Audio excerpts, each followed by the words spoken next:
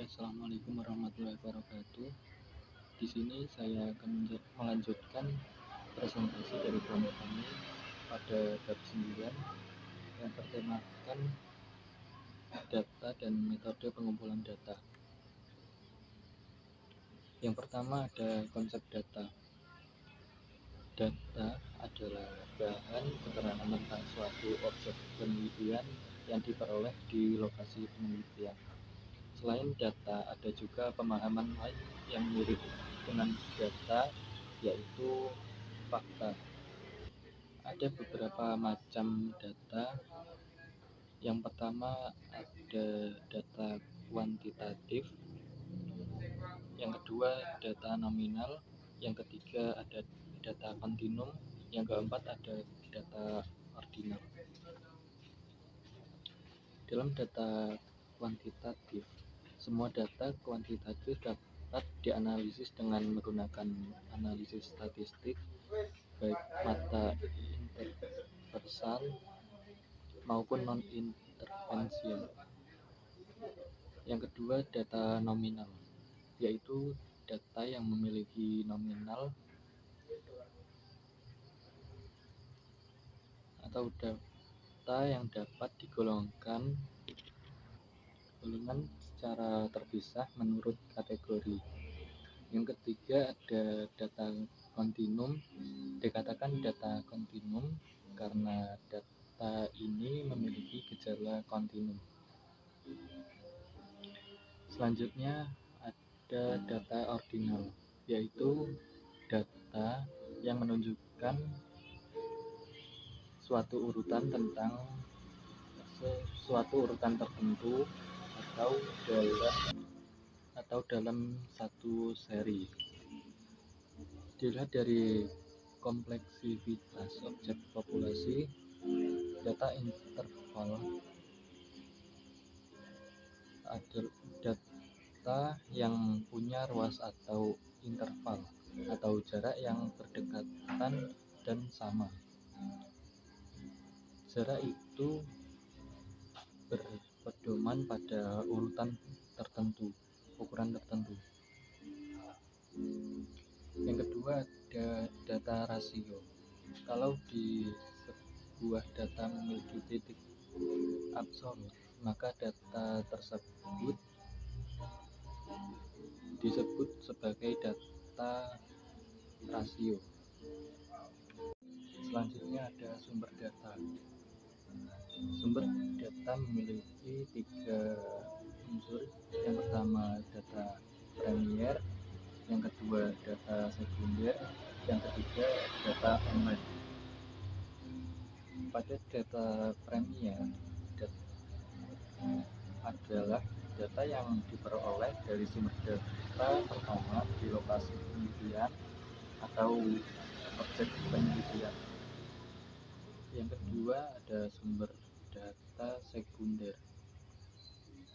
Data dan sumber data sekunder adalah data yang diperoleh dari sumber kedua atau sumber sekunder dari data yang kita butuhkan.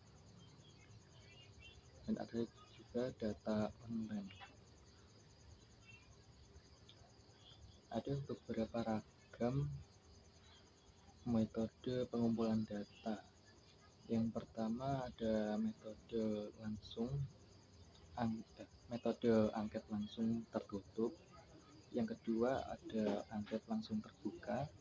Yang ketiga ada angket tidak langsung tertutup.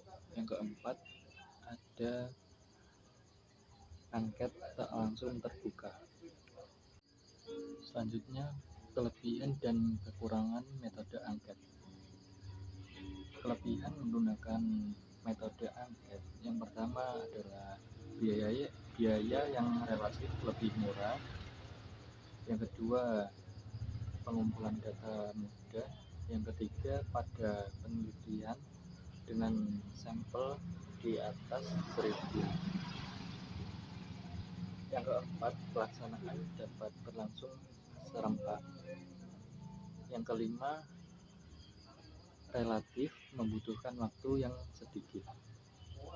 Kekurangan Metode angket ada 5. Yang pertama, cuma bisa digunakan pada orang yang dapat baca tulis. Yang kedua, formulasi membutuhkan kecermatan tinggi. Yang ketiga, membutuhkan waktu yang lama. Yang keempat, menyebabkan peneliti tertentu banyak tergantung. Yang terakhir, terjadi salah penerjemahan terhadap beberapa poin pertanyaan. Selanjutnya ada metode wawancara. Yang pertama ada secara sistematik, yang kedua ada wawancara terarah. Wawancara sistematik adalah wawancara yang dilakukan dengan terlebih dahulu mempersiapkan pedoman yang tertulis tentang apa yang hendak ditanyakan. Yang kedua, metode wawancara terarah dilaksanakan secara bebas tetapi tetap tidak terlepas dari pokok permasalahan yang akan ditanyakan. Selanjutnya ada objek wawancara. Objek wawancara ada 4, yaitu tentang yang pertama, wawancara individu dengan individu. Yang kedua, wawancara individu dengan kelompok. Yang ketiga, wawancara kelompok dengan individu. Yang keempat adalah wawancara kelompok dengan kelompok lainnya. Selanjutnya ada metode dokumenter dan bahan-bahan dokumenter. Yang pertama ada autobiografi dan briefing. Yang kedua ada surat-surat pribadi, buku-buku atau catatan harian, dan memorial. Yang ketiga ada dokumen pemerintah maupun swasta. Yang keempat ada cerita, roman, dan cerita rakyat. Yang terakhir ada film, mikrofilm, foto, dan sebagainya. Macam-macam dokumenter. Yang pertama, dokumenter pribadi yang berupa catatan atau keterangan seseorang secara tertulis tentang tindakan, pengalaman, dapat berupa buku harian, surat pribadi, atau biografi. Yang kedua ada dokumenter resmi, terbagi atas dokumen internal atau eksternal. Dokumen internal dapat berupa memo, pengumuman, interaksi, dan dokumen eksternal merupakan bahan-bahan informasi yang dikeluarkan suatu lembaga seperti majalah, buletin, dan lain-lain. Selanjutnya ada metode eksperimental. Yang pertama ada pola kelompok tunggal, yaitu data primer adalah yang langsung diperoleh dari sumber data pertama di lokasi penelitian atau objek penelitian. Yang kedua ada pola kelompok paralel. Pola ini dilaksanakan dengan menggunakan dua kelompok yang ekvivalen atau kelompok yang nilai kemampuan kerja yang sama.